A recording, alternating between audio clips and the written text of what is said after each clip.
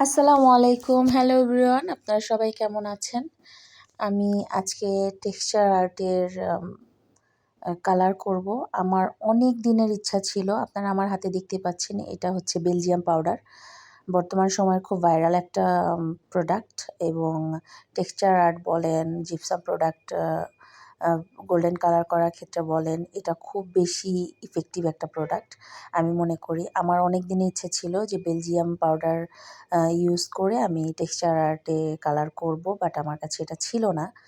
আনার পরে আমার টেক্সচার আর্ট আর করা হয় নাই। এটা আমি জিপসাম প্রোডাক্ট ইউজ করছি অলরেডি। আমার কাছে ভালো লাগছে। তো এটা ইউজ করার প্রক্রিয়াটা হচ্ছে, এটা আপনার অবশ্যই গ্লস, যেই মানে গ্লস যেটা থাকে, মানে গ্লস জাতীয় লিকুইডটা দিয়ে অবশ্যই গুলাতে হবে। আপনি যে কোনো ধরনের গ্লস ইউজ করতে পারেন। আমার কাছে আছে হচ্ছে মনমার্টের অ্যাক্রিলিক মিডিয়াম গ্লসটা। এটা আমার কাছে অনেক বেশি ভালো লাগে। আমি এটা পেইন্টিংয়ের উপরেও দিয়ে মানে গ্লস করি, ফিনিশিং টাচটা দেই। দেন টেক্সচার আর্টের ক্ষেত্রেও আমি ইউজ করি।